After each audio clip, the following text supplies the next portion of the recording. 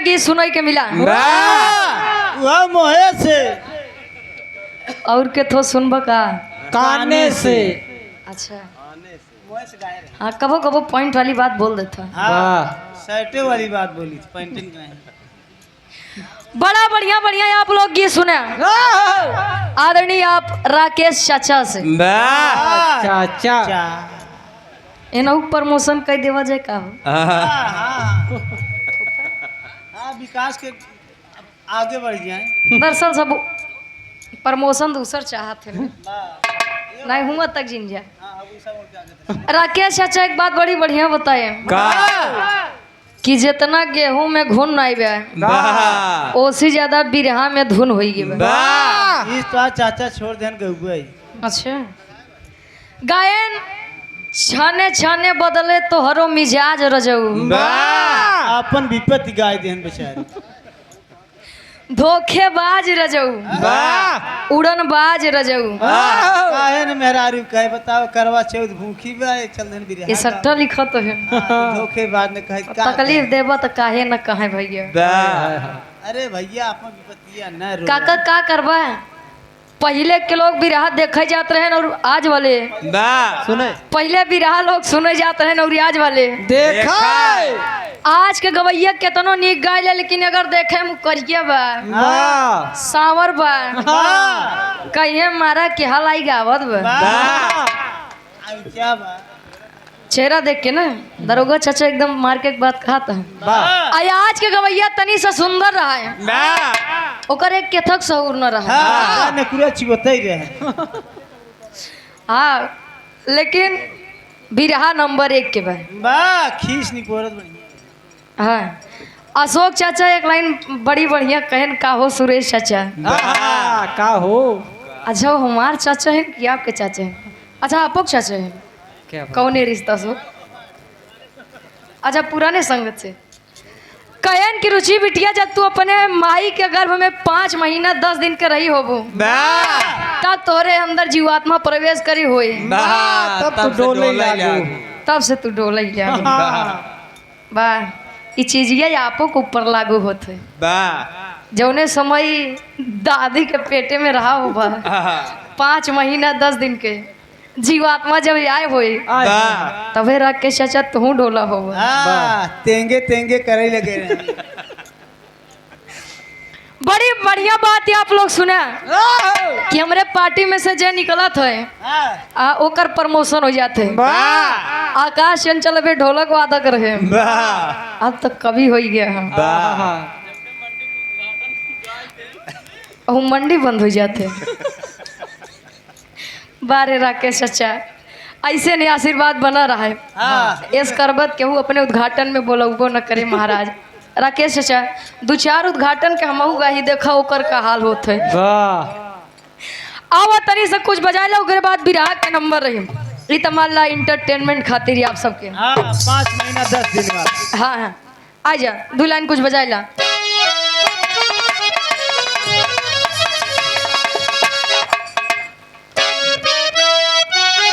क्या बात है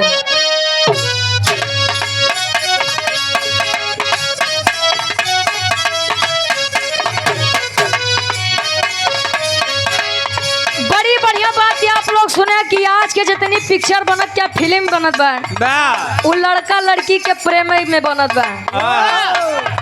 आज चंचल गुरुजी तनी रुका रहा ठोकर कम। हाँ तनी ठोकर कम समझावे दे।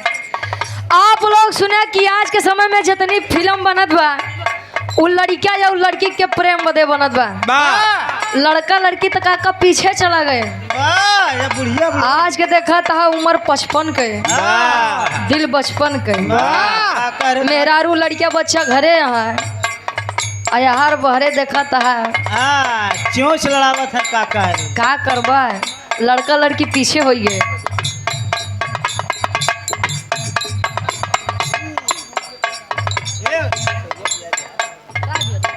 और आप मोहित भैया के सुपुत्र आप राज यादव 101 रुपए का महान आशीर्वाद पढ़ लिख के अपने जिला जवार के नाम रोशन करा। ये हमारे दादा हरे के उम्र वाली ऐसा नहीं बा कि काका दादा हरे प्रेम नहीं करे रहे सब कहे रहे कैसे हो ऐसे खुरपी से निशान लगा के प्रेम के रहे। खुरपी के निशान काहे लगावत रहे? यहाँ जब छाए आ जाए तो पतर कितने चली आए देखने ही एक छोड़ के। दरोगा चाचा समझता है, आपन बतावत है। वाह लइका कहे दिल के यारी माया सुओ में बह गए, दिल के यारी माया सुओ में बह गए, दिल के यारी माया सुओ में बह गए। हम वफा करके भी तन्हा रह गए, हम वफा करके भी तन्हा रह गए, हम वफा करके भी तन्हा रह गए, हम वफा करके भी तन्हा रह गए, दिल के यारी माया सुओ में बढ़ गए, दिल के यारी माया सुओ में बढ़ गए, दिल के यारी माया सुओ में बढ़ गए। लइका कहे हम वफा करके भी तन्हा रह गए। वाह लइका सोचे शायद उनका आखिरी हो ये करम, शायद उनका आखिरी हो ये करम। क्या बात है? शायद उनका आखिरी हो ये करम, शायद उनका आखिरी हो ये करम, हर एक सितम ये सोच कर हम सह गए, हर सितम ये सोच कर हम रह गए, हर सितम ये सोच कर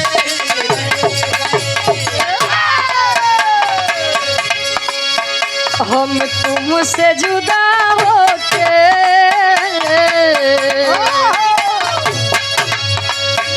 हम तुमसे जुदा होके मर जाएंगे रो रो के, हम तुमसे जुदा होके मर जाएंगे रो रो के, हम तुमसे जुदा होके मर जाएंगे रो रो के, हम तुमसे जुदा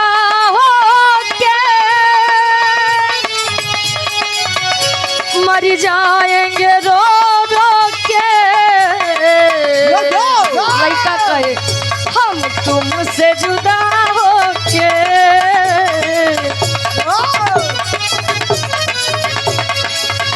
हम तुमसे जुदा होके मर जाएंगे रो रो के, हम तुमसे जुदा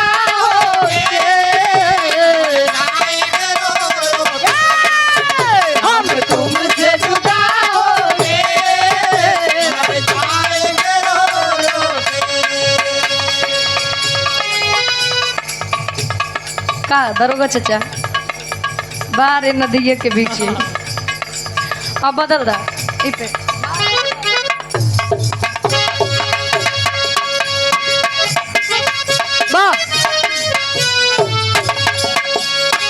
ये हमारे दरोगा चाचा के फरमाइश बा एक के कहा थे उम्र 55 दिल बचपन के दरोगा चाचा कहे झारस जब बाल सैया जी, झारस जब बाल सैया जी, झारस जब बाल सैया जी, लागस कमाल सैया जी, लागस कमाल सैया जी, लागस कमाल सैया जी,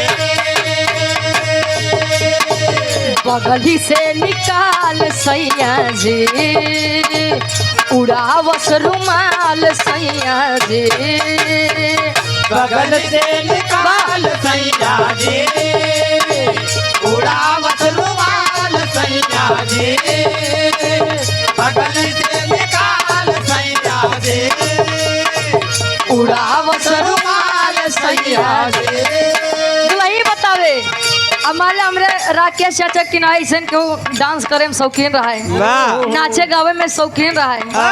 हमारे चाची तो कहवे करिए ना कहे तरकारी हैया डोले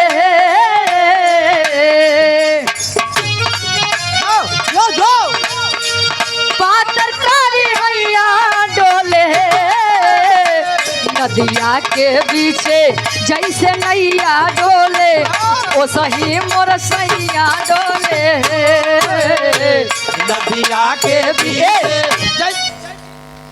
और आप श्रोता सम्राट आदरणीय परम सम्मानी जो कि परिचय के मोहताज नहीं है, गार्जियन जी आप दरोगा यादव जी, गीता नगर प्रतापगढ़ से, बारे हमारे प्रतापगढ़ 200 रुपए का महान आशीर्वाद। और आप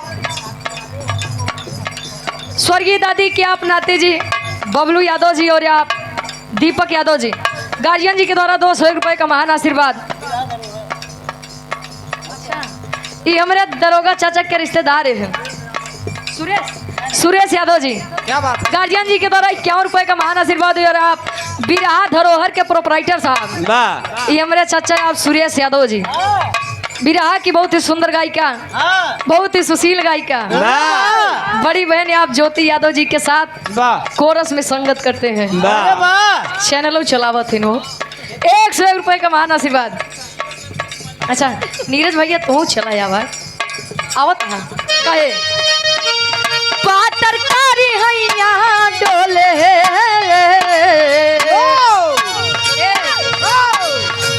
तरकारी हैया डोले नदिया के बीचे जैसे नैया डोले वो सही मोर सैया डोले नदिया के बीचे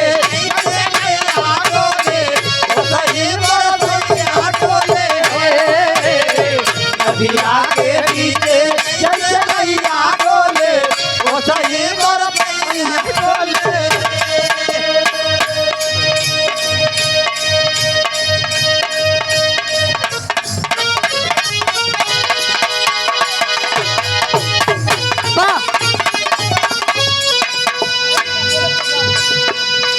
अब है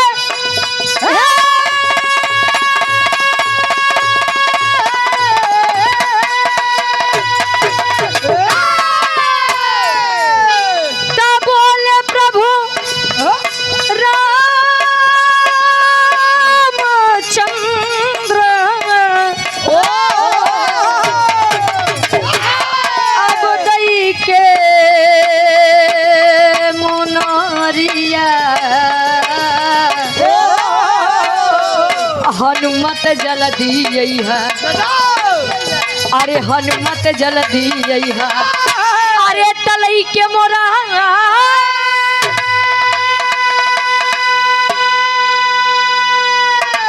अरे तलई के मोरा अब सिया के खबरिया हनुमत जल दिए है।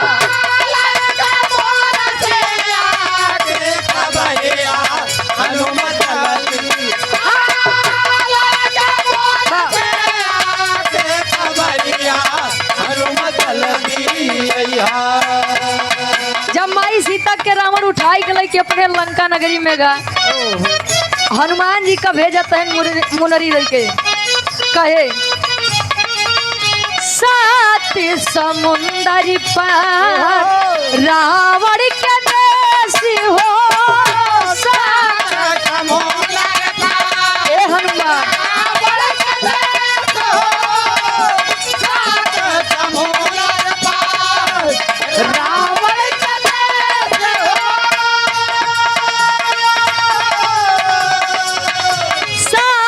समुंदर पार रावण के देश हो ना जाने सिया मोरा होई है कवन भेष में हो होई है कवन भेष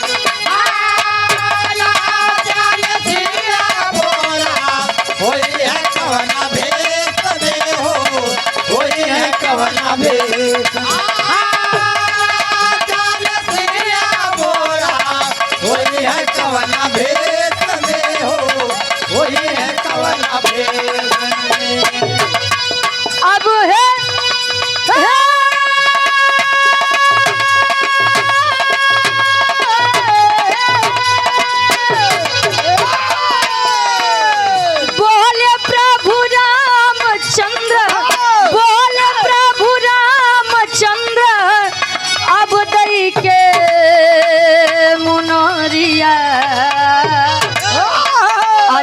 हनुमत जल्दी अइहा, हनुमत जल्दी अइहा। अरे तलई के मोरा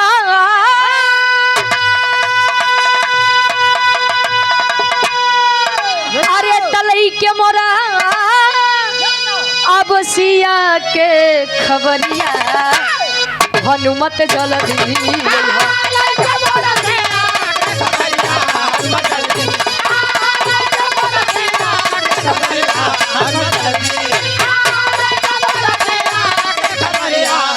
हनुमत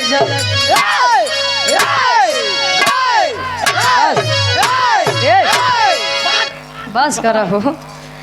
और आप यदि कुलभूषण श्री कृष्ण विराह समिति शिवगढ़ा नगर पंचायत सुवंशा प्रतापगढ़ गायक कलाकार 30 अक्टूबर को कार्यक्रम रखा गया है। आप गार्जियन जी आप मुन्ना यादव जी के द्वारा राकेश चाचा से अरे वाह कि जब तक लड़कियां पेटे में रहा थे स्वामी हमका यह नरक से बहरे भेजा वाह अहिया के आवे के बाद भोजन कर सुरेश चाचा अच्छा अशोक फूफा हमार न हो तोहार ना बता सकते। आए के बाद मनई उनकर खेत जोती डबत बा मेड़ देखा था इतना बात इतना हो जात बा। एक बात जान लीजिए जमी में उड़ने वाला जिस दिन आसमां में उड़ने वाला जिस दिन जमी देखने लगेगा किसी और की आंखों की नमी देखने लगेगा ये इंसान उसी दिन इंसान बन जाएगा जिस दिन दूसरों में नहीं बल्कि खुद के अंदर कमियां ढूंढने लग जाएगा।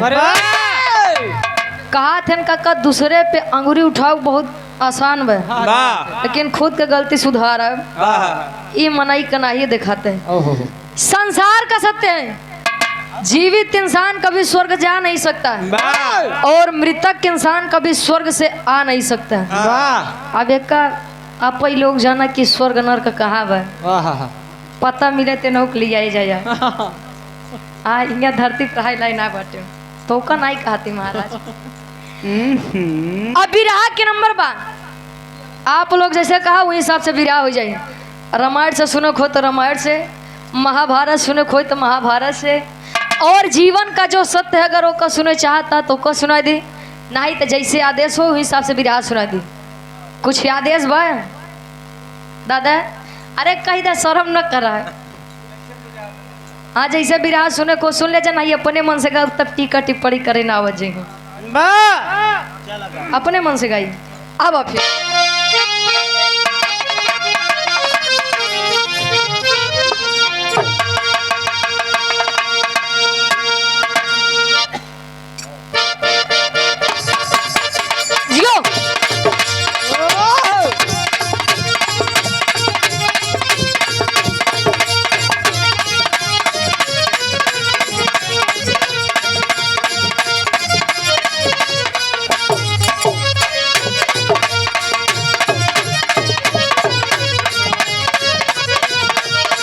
क्या बात है।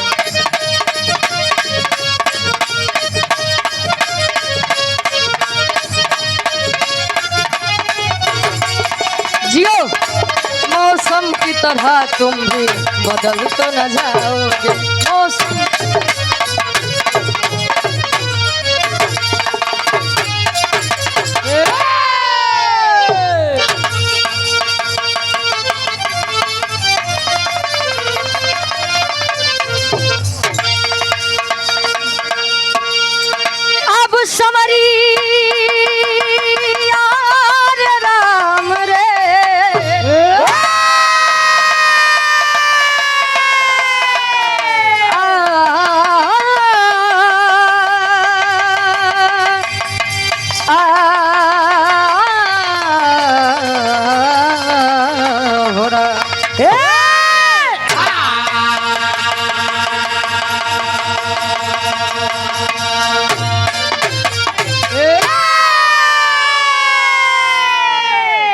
स्वर्गीय दादी की आप सबसे बड़ी बहू है आदरणीय आप हमारी भाभी जी के द्वारा इस भाव को समझते हुए 100 रुपए का महान आशीर्वाद चरणों में कोट कोट नमन है। आशीर्वाद के चारे कि हम बच्चे अपनी कला में कामयाब रहे।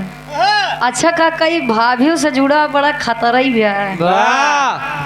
रामायण में भाभी माता के समान थे। नीरज भैया अब महाभारत में भाभी मेहरारू समान रहे, समझी ना या वो सही के कमाने काका हो। हाँ भाभी माता के गोड़ छू के पहली बार आशीर्वाद के चारे कि हम बच्चे अपनी कला में कामयाब रहे। 4 लाइन कवि का भूमिका के अंदर भाव है, कैसे?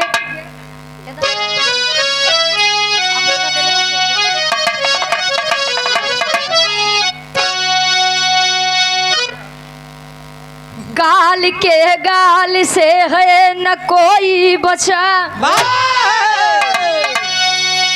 काल जिसका जहां उसको ले जाता है।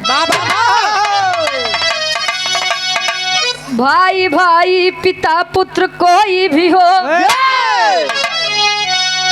काल के जाली सबको फंसा लाता है। चाहे राजा रहे चाहे प्रजा रहे, पास में अपने सबको बुला लाता है।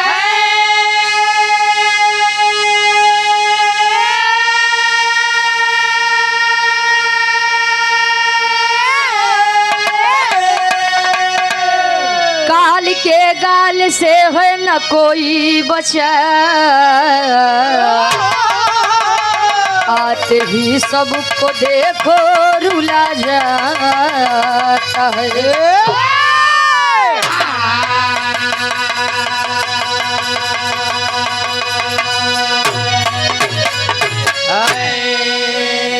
विराट के भूमिका बोल रही यहाँ तक याद कर रही 5 मिनट घर मलिकार के आदेश बा कि घर के कोनो कार्यक्रम बा हो जाए ओकरे बाद बिरहा चालू है। याद करे रही हैं आप सब।